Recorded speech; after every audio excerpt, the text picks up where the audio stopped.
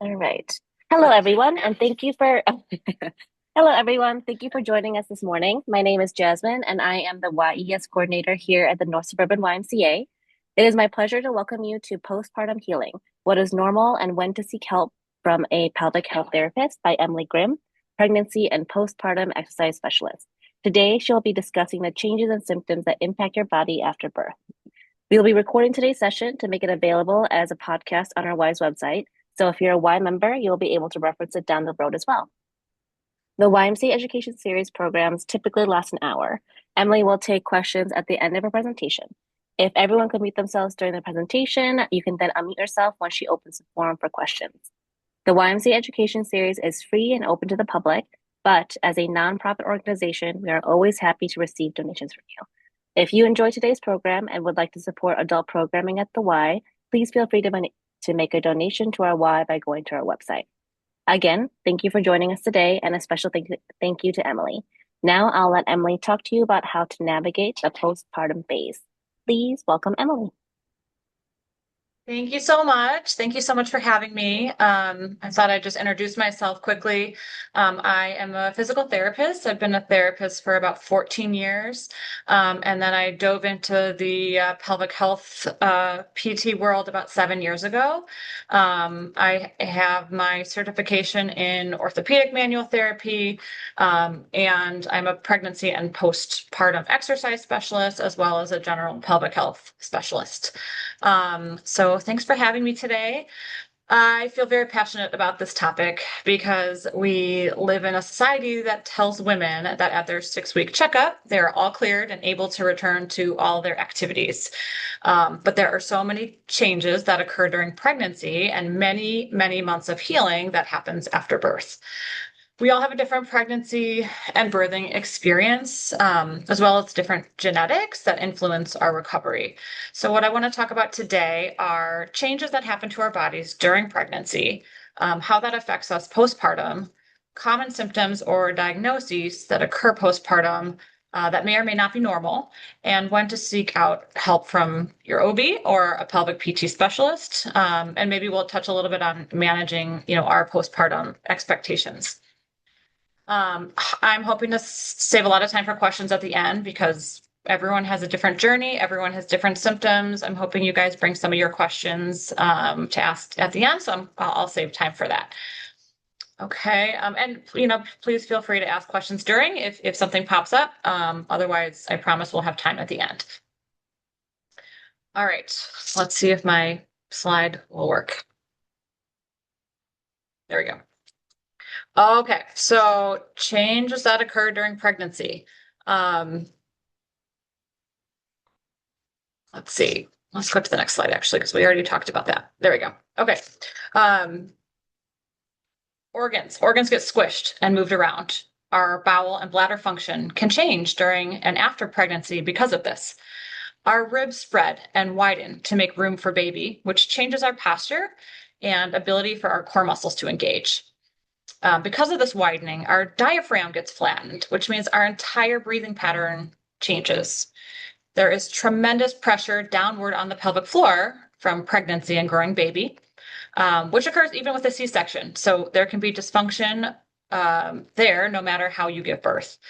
Our abdominal muscles lengthen and other postural muscles overcompensate, which is why so many women experience back and hip pain because these muscles are trying to take up the slack for the core muscles. Common postural changes that occur during pregnancy are rounded upper back, forward head, and arched lower back. We also have hormonal changes that cause laxity, which means our joints get more mobile as our body prepares for growing baby and birth. So what all of this does to us is disconnect what's called our pelvic core neuromuscular system. So this system includes your pelvic floor muscles, your abdominal muscles, your back and your glute muscles, and your respiratory diaphragm. So this system should work automatically as we function through life, but it gets disrupted, which is why our bodies often feel so disconnected postpartum. And then not to mention, the sleep deprivation and the psychological stress of having a new baby. So the 6 weeks of all clear from your doctor is just not realistic. And I think we may need to think about pregnancy and birth as an injury that needs to be rehabbed. I believe we need better postpartum care because 90% of postpartum women report some type of health problem. So right away, I encourage anyone who's having difficulty with your function or ongoing pain or symptoms, which we'll get to speak to your doctor and maybe even specifically ask for a PT referral if you feel that you need it. Um, all right. So before we move on, let's talk about the pelvic floor and its function.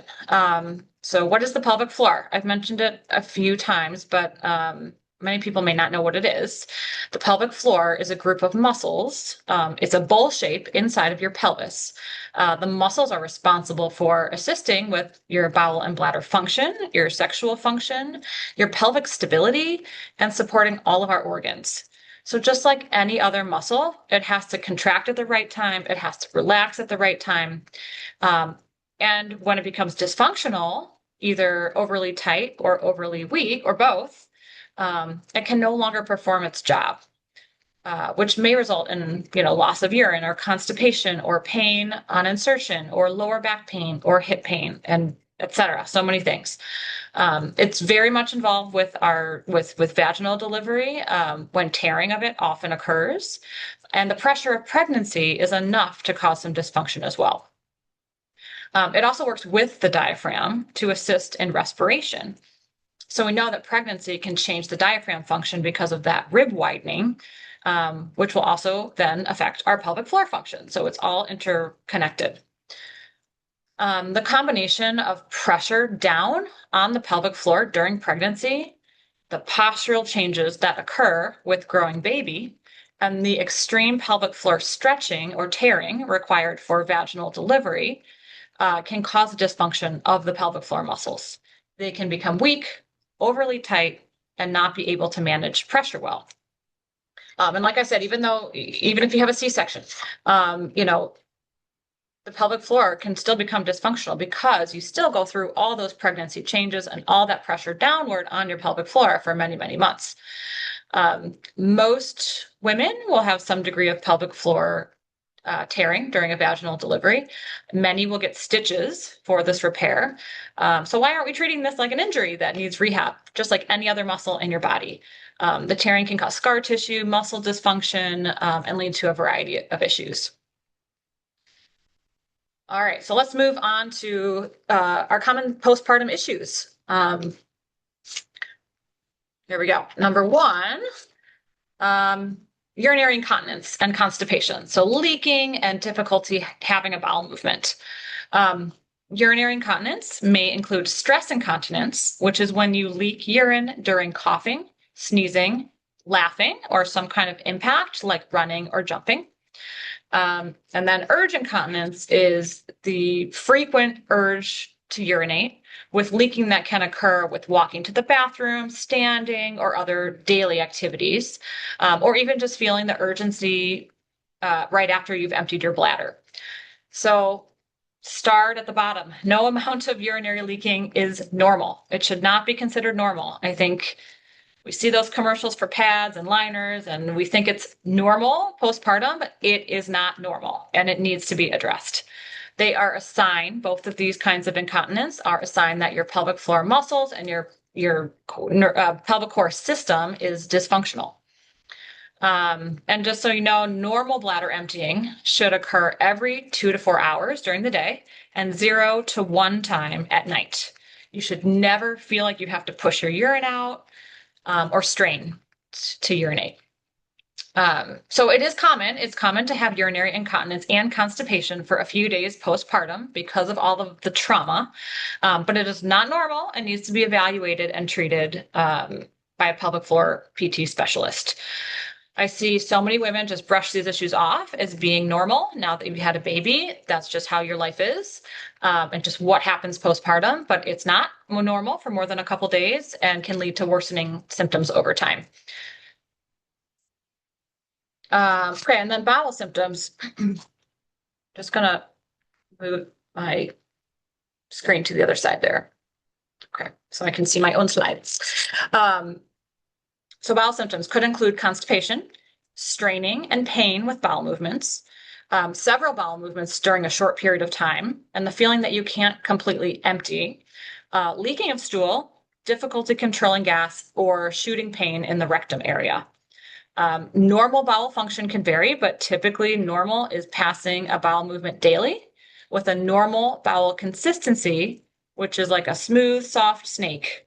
There should be no pain, no straining, no breath holding, and things should empty naturally. I'm sure we'll have more questions on that, but let's move on to diastasis recti, which I'm sure many of you have heard of before. Um, and it's kind of a hot topic. So diastasis recti, or DRA, is the thinning of the linea alba, which is a connective tissue between the abdominal muscles. It's a separation that occurs either at, above, or below the belly button, or in all three locations. It could go up or down along the belly button.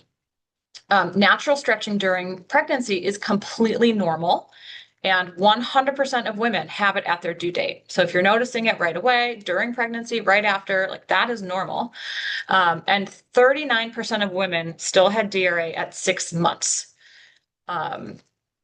which means so many of them heal naturally, but a fair amount don't heal all the way naturally. Women who have had a C-section actually have a higher chance of developing DRA. It can occur because of deep abdominal weakness, pelvic floor and breathing dysfunctions, poor pressure management within the abdominal canister, making it harder for those muscles to come together.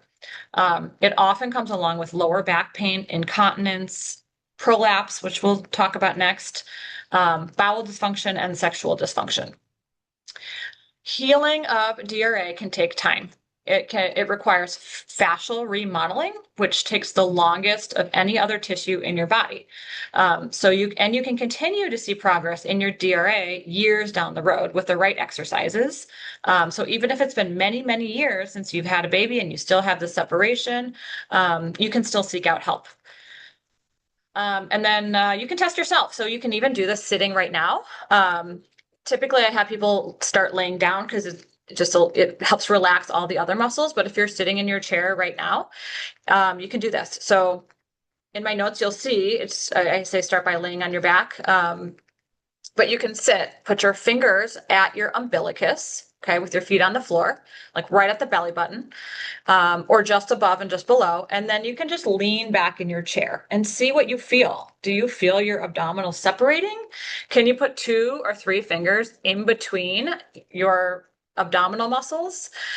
Or do you feel popping out? Like you might feel those muscles just pooching out. We call that doming, where the muscles and sometimes the organs can bulge out in between that separation.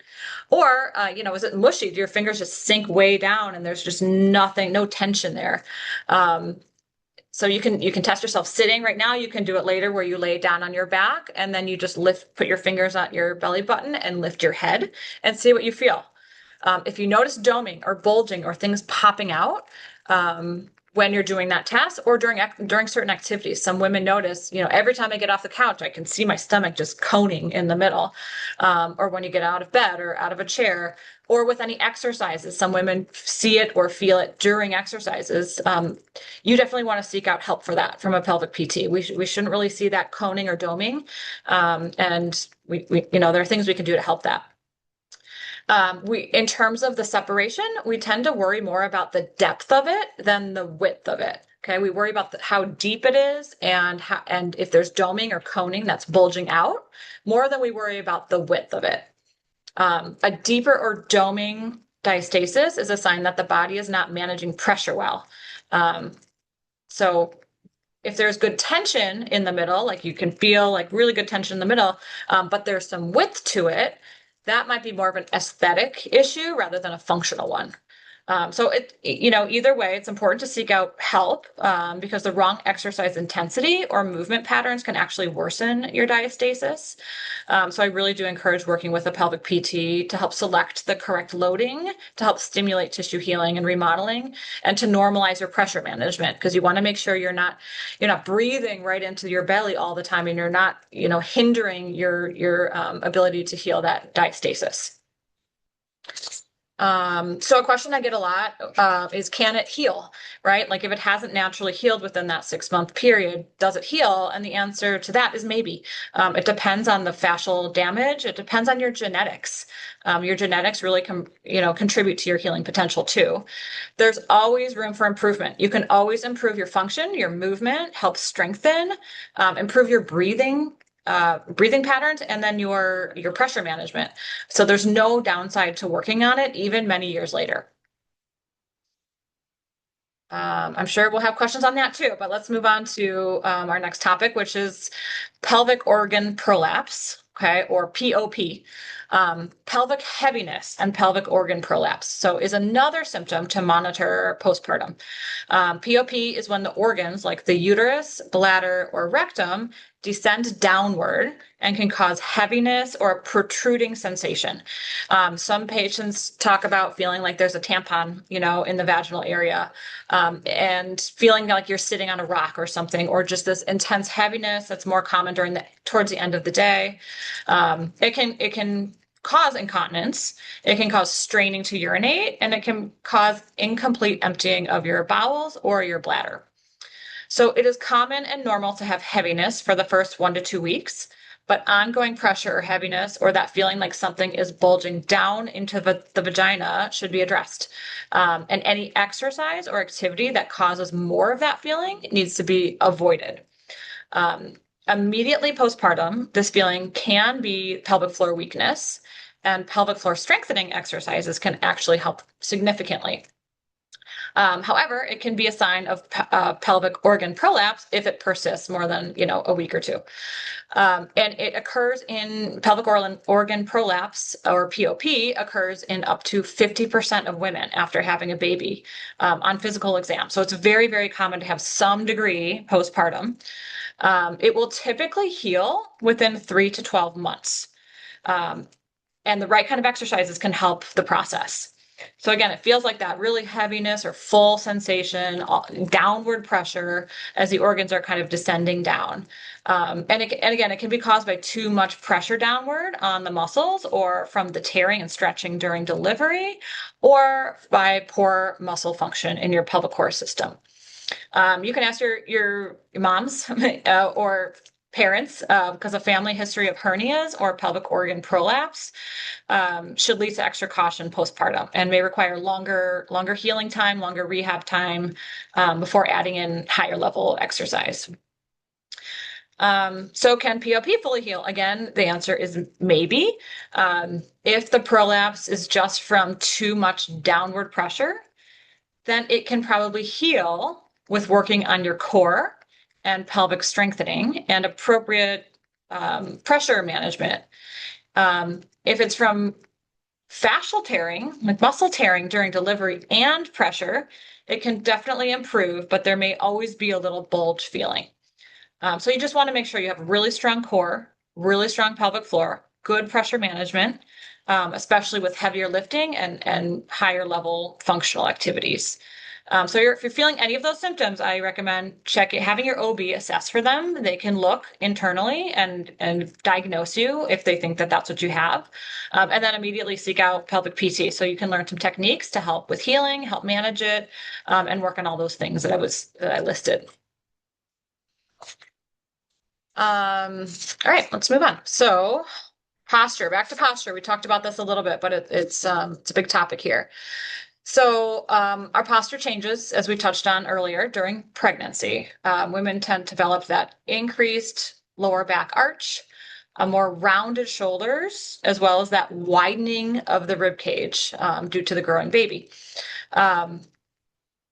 So due to these changes, we develop atrophy So weakness of our glute muscles, our core muscles, and our hip flexor muscles that then need to be built back up with exercise to help fix the postural abnormalities.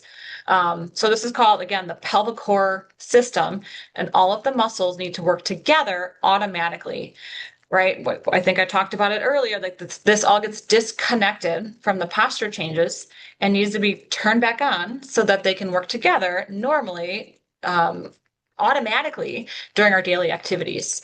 If we don't address this, our bodies can't restore always their normal posture, and our ribs won't stay stacked right over our pelvis.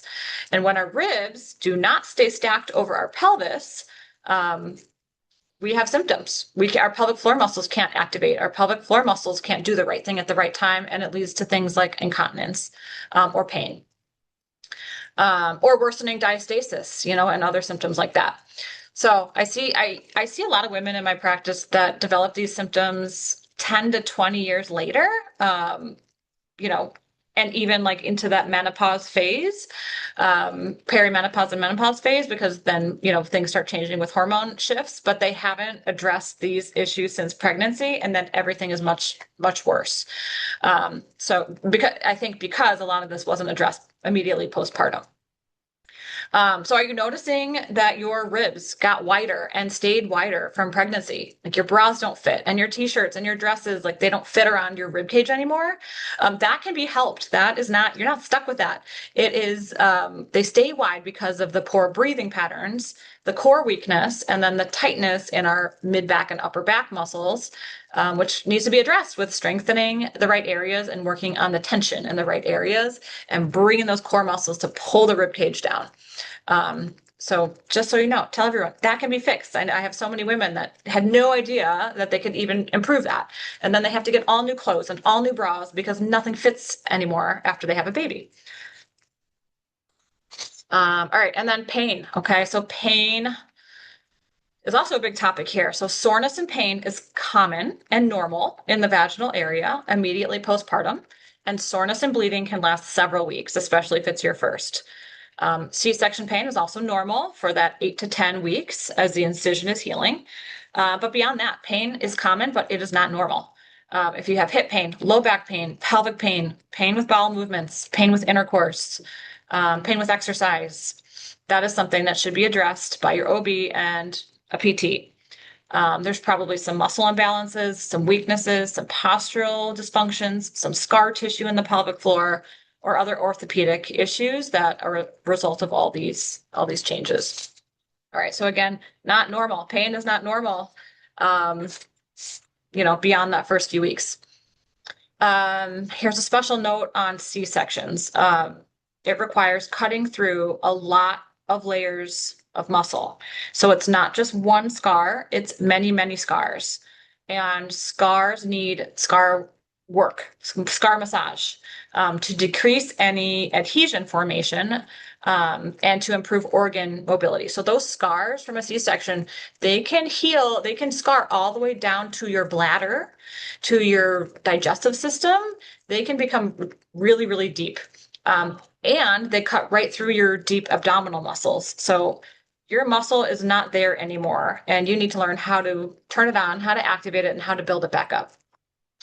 And you really, really, really need scar mobilization. You need somebody to work on that scar for you so that it doesn't adhere all the way down.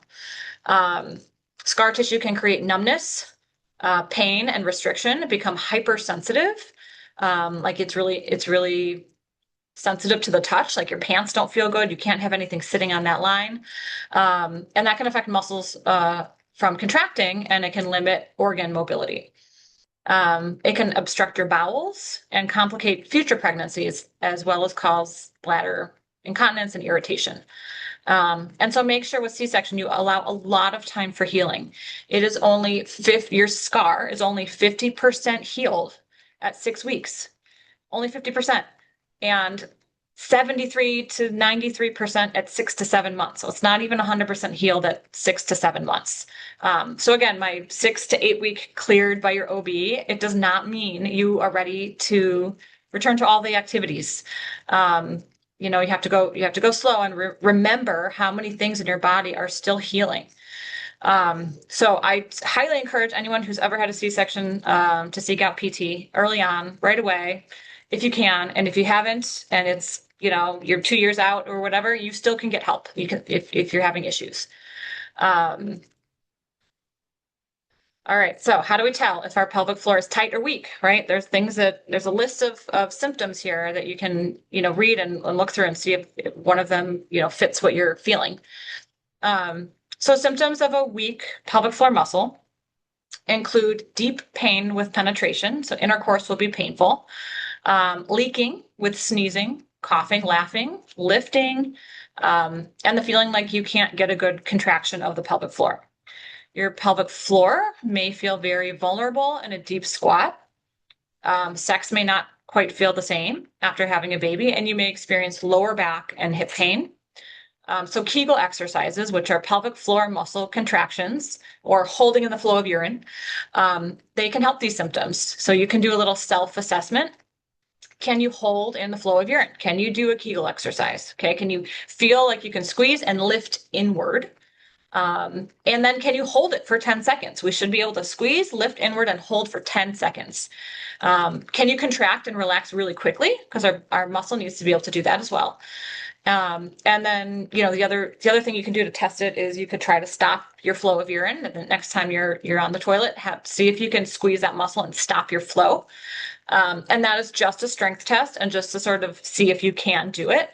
But it's not something to do regularly because it can actually train your muscle to contract at the wrong time. So that's just a test. Don't make that an exercise. Do it one time just to see if you can do it. And it's just a test of if your muscle is strong enough. And then symptoms of an overly tight pelvic floor, which is very, very common postpartum because your muscles get tight after a tear. And all that downward pressure during pregnancy that can cause your muscles to strain a lot and that becomes tight. So symptoms include difficulty starting your urine stream, constipation, pain with intercourse, increased risk of UTI, leaking with coughing, sneezing, jumping, heavy lifting, the feeling like you can't get a good contraction, difficulty getting a full breath, low back and hip pain. And Kegels will make this worse. Okay, so everyone thinks they should be doing Kegels. Some people should not be doing Kegels because it can make symptoms of a tight pelvic floor worse. And you need to work more on down training, learning how to relax, learning how to let that tension go for a tight pelvic floor. If you're having any of these issues, you should seek out pelvic PT to further evaluate and provide more individualized treatment. All right, so returning to exercise. This is just my own, from my training, but just, to touch on this a little bit. Where to start with exercise postpartum. So the first 2 to 4 months are key for developing a strong foundation. You want to take it slow. You want to focus on core rebuilding, and you want to focus on posture. If your doctor says 6 weeks, you're cleared, you're healed, go back to running your marathon, and you start marathon training, you're going to be in big trouble. You really have to start with the basics and building your foundation back. Pay attention to the signs of overdoing it. Fatigue, depression, decreased strength despite all your training, new soreness or soreness that takes several days to resolve, achiness, difficulty sleeping, changes in appetite, decreased milk production. Your exercise postpartum for that 2 to 4 months should feel like it's restoring your energy and not draining it. As you can probably tell, I'm very, I believe everyone should be in PT postpartum, no matter what. I think, even if it's just a few sessions to check your pelvic floor, to check your breathing, check your posture, teach you deep abdominal muscle rebuilding, it can make a world of difference for people. And it'll get you out of those symptoms way faster than if you just waited. Some of those symptoms may never resolve. So, I encourage everyone to tell all their friends to make sure they're seeing and being screened by a pelvic floor therapist postpartum. In other countries, women get an automatic referral for 12 visits of physical therapy following childbirth. I don't know why we don't have that here, but we should. And we just really need to educate new moms to seek out care and ask for help. if they're experiencing any of these things. Um, your body's been through so much, and it's been really important to restore all these muscle imbalances. All right, so I know that it's not possible for everybody to go to physical therapy, right? You have a newborn at home, or you don't have childcare, or you're at work and you're working and full-time mom and all of that stuff. Life is crazy. So there are a few good at-home options that you can follow. So I made a list here if you want to write them down or copy them. But I know that the Peloton actually has a really good postpartum program. I've had a lot of patients start with that one before they even see me, just to see if they could resolve some things on their own. The Sculpt Society, Belly Fitness, is on YouTube. Get Mom Strong. She's got a program as well. She's got Instagram page you can follow. Mama Stay Fit, the Bell Method, and then Body Fit by Amy on YouTube has a postpartum program as well. So there's a lot of options out there. All of these start with very basics, breathing and just deep abdominal activation and things like that. It's not going to give you the hands-on, evaluation and things that you might need if you're having more severe symptoms, but this can just get you started at least with following a program at home.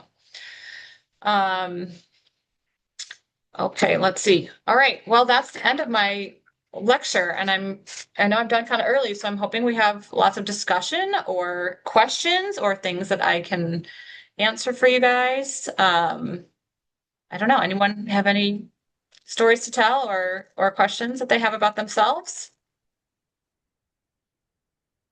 I know we only I have do three have people. questions about Kegels. Yeah, Yeah, yeah. I do have questions about Kegels. So, Yes. every so often when I'm scrolling through TikTok, there's like a woman who like comes by. She's just like, "Let's just try holding our pelvic floor," and she like walks us through a little bit. And I am now curious to understand like when would be a good time to use Kegels, or if we should actually not ever. Great question. Yeah. There's so much information out there if you follow like any of these people, and there's just so much information out there on social media, which is great, like getting the word out that women's health and our pelvic floors are important. But there's also a lot of, it's not individualized, right? Because it's just not everybody needs to be doing that. So my take on the pelvic floor is that um, we can certainly test it, right? Can we do a Kegel? Can we hold it 10 seconds? Or can you not? Can you hold it in different positions? Can you hold it while you're laying down? Can you hold it while you're standing, right? We do need it to work in all those positions. However, our pelvic floor should really be working automatically, right? Like you shouldn't walk around holding your pelvic floor all the time. Right? Mm. You should be able to voluntarily contract it. If I said hold in your flow of urine, you should be able to do that. But we shouldn't be having to isolate that muscle and do a bunch of Kegels because that is not how our pelvic floor muscles work. They work with the rest of our body, our hips and our glutes and our core and our breathing. And we need to be training them with functional movements rather than just an isolated Kegel. Does that make sense? Like we need to train them Hmm. with, they work for you when you're doing squats. They work really nicely when you're doing lunging. They work nicely when you're doing other specific core exercises. So do I think we all need to be isolating that muscle and squeezing all the time? No, I don't think anybody really needs to be doing that unless they are newly postpartum and they have a very weak pelvic floor, because that's really common to, have almost no ability to contract that muscle. Those people do need to be training their pelvic floor in isolation like that. But the rest of Mm. us, we probably don't need to be doing that. Oh. Does that help answer your question? It does. And then not to do like advertisement or anything for your services, but I guess I'm confused then like pelvic health therapy Mhm. versus this isolated Kegel training that can get a little bit rogue. Could you do like a quick rundown, I Yeah, guess, I'm on sorry. what it is? I'm trying to understand your question. Like the difference between what I do and what just Yeah, so squeezing like your pelvic floor muscle does. yeah, I guess if you could kind of give an overview into what does a pelvic health therapist offer and kind of provide their Yeah. clients to do. Hmm. Absolutely. So, it's a very broad topic. Like to give you an understanding of the kind of patients that I treat with pelvic floor dysfunction or pelvic health dysfunction, I treat both men and women because males have a pelvic floor too. They have their own issues, just like we do. So, there's incontinence, there's constipation, there's pelvic pain, there's all the pregnancy, postpartum, posture, C-section scar, like all of that we treat. But we look at the whole body, right? So we're looking at what does your posture look like? What does your breathing look like? Where are you weak? Where are you tight? We do an internal pelvic floor exam. So we can feel your muscles. We can tell if you're strong or if you're weak. We can tell how strong you are, how weak you are. What's your pelvic floor endurance like? Can you hold it for 10 seconds? Can you do it fast? And then do you have the ability to relax and lengthen your pelvic floor? So just like any other muscle, your muscle has to be able to contract, relax, and lengthen, right? So we actually test that internally to tell for you specifically what it is going on with your body. What does your body need? Does it need strengthening? Does it need stretching? Do we need to teach it how to relax and let go? Are you holding tension there? Or are you postpartum and you're just very, very weak and we do need to be working on isolated pelvic floor contractions? Does that help a little bit? Does that, It does. and then we do a Yeah. lot of Yeah. manual therapy. So another component is PTs do manual therapy, which means if I do an internal exam and I find that there's a lot of tension in the pelvic floor, we're going to stay in there and do some stretching. We do some internal stretching. We do maybe some abdominal work if we find a lot of fascial restrictions in the abdomen, C-section scar massaging, manual work Mm. maybe to like your upper back, because maybe your upper back is really stiff and it's causing this poor posture, which is causing a dysfunction at your pelvic floor. Does that make sense? And then very specific exercises depending on what we find. Mm. So PT is a very Mm. individualized approach That's where we're nice. looking specifically at all those factors for you specifically. Another program that you follow is going to be very generic, right? It's probably going to have you do Kegels. It's going to have you do, strengthening of your hips and glutes and core, which is probably going to help most people, especially Hmm. postpartum. We're all weak postpartum and disconnected. Um, but it might not be enough for some people who are having more severe symptoms like leaking or, a lot more leaking or pain. Hmm. Does that make Mm. sense? So yeah, I It mean those does. the programs I listed are just like options out just so people are aware there are options out there. If they can't physically get to PT to do that work, they could, you can always start with an at-home program and see how it goes. Hmm. But if you notice symptoms getting worse, obviously it's not the right thing and you need to seek out help, right? But for some women it does work and it really helps people get stronger if that's the only issue. If your only issue is weakness, those programs are great. Okay. Does that help answer that question? It does. It does. Yeah, So, like at the end of it, it's just all about the individualization and making sure that you are doing what you're supposed to be doing rather than hopping on a trend or something like exactly. that. So, like, Yeah. for another example, like if you take diastasis recti, right, which is that separation of your abdominal muscles, some people have that because their muscles Hmm. are really tight and their muscles are pulling in Mm. opposite directions, like their pelvic floor muscles tight. Okay, so I'll take a step back. If one person might have the diastasis recti because their pelvic floor muscles are so tight that they can't get a full diaphragmatic breath. And so their breath goes all into their belly because they Mm. cannot get it down to their pelvic floor because their pelvic floor has scar tissue or tight from vaginal delivery or whatever. And so they're breathing all in their belly.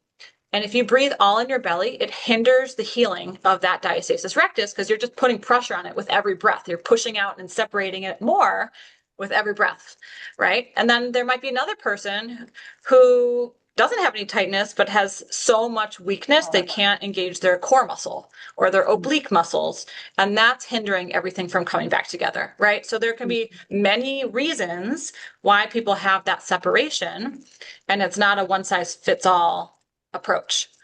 And so that's Mm-hmm. what pelvic health PT does for those people is they figure out why do you still have that diastasis?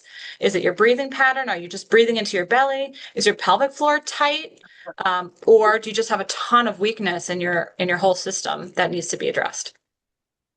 So Interesting. it's just more individualized. Yeah. Yeah. This is incredibly eye-opening. Wow. Okay. I know there's a lot. I'm trying to, I was trying to be like kind of broad with everything because it's very, like I said, everybody is so different with what Yeah. they show up with. But Yeah. anything, any more questions? Anyone dealing with anything currently or that they want to share or have heard things on Instagram and they're wondering if it's true? Oh, I just got a question in the chat. So, immediately after giving birth, we're told to rest a ton. At what point does movement become necessary for recovery? Should we be lying down a lot or walking? Great question. You are right about, they're right about rest. You need a ton of rest, which is, why even at 6 weeks, like I don't know about you guys, but um, I felt my doctor was like, 6 weeks, go back to your regular workout. And I was like, wait, why don't I feel like I'm in my own body? Like I feel so disconnected and there's no way I can go back to what I was doing before. Um, so a lot of rest. Um, I would say for the first few weeks, it's a lot of rest. Um, and then walking is the first activity I would add back, right? And it's not a ton of walking, it's a slow buildup, right? It's a slow buildup of walking. So you don't want to just go out there and walk 5 miles and you haven't walked 5 miles in the last year. You really have to slowly build up as if you're rehabbing from an injury. I do recommend, like, I think the earliest I see people is usually 3 weeks. I've had somebody come in at 2 weeks, but 3 weeks. But you can start immediately with breathing exercises, right? Because it's so gentle. It's not a lot of movement. You're just working on getting that normal breathing pattern back because it is very disrupted when we are pregnant. And so just learning how to breathe again and learning small little movements of our pelvis back and forth, side to side, just kind of starting to activate muscles, is what we should be doing in the first, in the first month, really. What else was in that question that I missed? Should we be resting? Yes, we should. Oh, Lots of rest, lots of rest. The first month is rest and gentle movements and gentle breathing. oh, amazing. And then Julie had a follow-up where she already has a pelvic floor PT referral, which amazing, Great. but haven't made an appointment. So my next question was going to be how soon to start after birth? And you were saying 3 weeks? I would say anywhere between 3 to 6 weeks. You can start right away. I mean, I would say most people just like you just need those 2 weeks to just like settle in, right? Like I don't think anyone's rushing to PT right away. But you can start anytime. I think two or 3 weeks is the earliest I've seen somebody. And that's only because like they just it's a lot. It's a lot. You're coming home with a newborn, you're exhausted, and people can't think about trying to get an appointment. But I see people right away. If someone came in 1 week postpartum, I would absolutely see them. I'd teach them how to breathe. I'd teach them how to do gentle movements. I'd talk to them about what to do, what in terms of exercise at that point. We talk about the healing process. We talk about positions to breastfeed, if they're having pain. We talk about posture, how to work a little bit gently on restoring posture. So I can start that right away if people are ready. I don't do any internal work until at least 6 weeks. I do want that scar to heal. If there is a tear, I want your OB to look at that and make sure healing looks great before I would do any internal evaluation. But there's plenty to start with right away. And then I guess on the flip side, this is just me asking, is it Yeah. ever too late to kind of get into postpartum therapy, like years or? Not if especially if you're having an issue, right? Like most people come to PT because they have incontinence that didn't go away, or they have pain, or they try to get back to intercourse and it's painful. It's been painful since they had a baby. Or, something's going on in their body. Or maybe they just feel weak. I have people that do come back 10 years later and they're like, I feel like I never fully recovered from pregnancy, like, or I never had my C-section scar worked on. And now, going through menopause, 20 years later, I'm having all these symptoms. And we find often it's that C-section scar was never moving. And now they're going through all these different hormonal changes that are kind of resurfacing all these old things. So no, it's never too late. Um, like I said, with the diastasis, like it might not get smaller, but you can improve your function, and you can improve your ability to exercise and all of that. So no, never too late, especially if you're having an issue. Never too late. Amazing. Hmm. Anything else?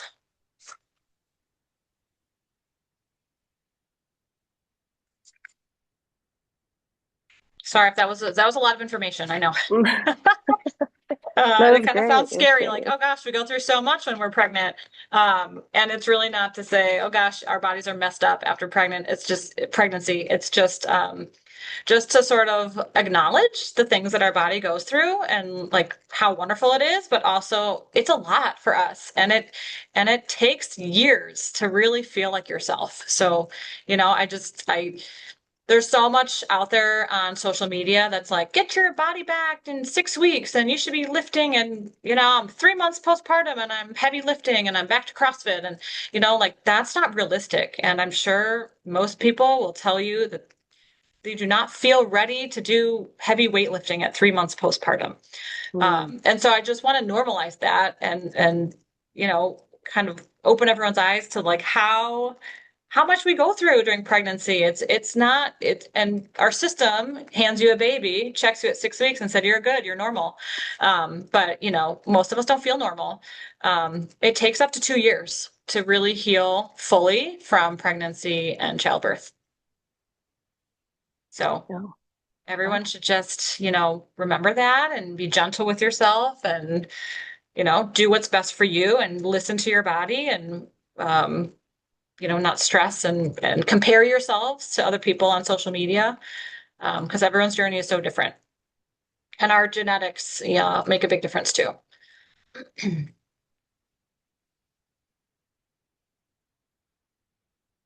Amazing. Well, thank you so much, Emily, and thank you for You're very everyone who welcome. came. I'll put Yeah. this up. This is me. If you feel free to email me anytime with questions, I'm always happy to help. Answer any questions or guide you in the right direction. There's a lot more to this. There's a lot more things out there that you could be doing if you have any of these issues. So yeah, and I'm here at Physical Wellness Lab in Glenview. So yeah, feel free to email me anytime if you have questions or need some guidance. Awesome. All right. Well, have a good one, everyone. Thanks so much. Thank you guys for Thank joining. you.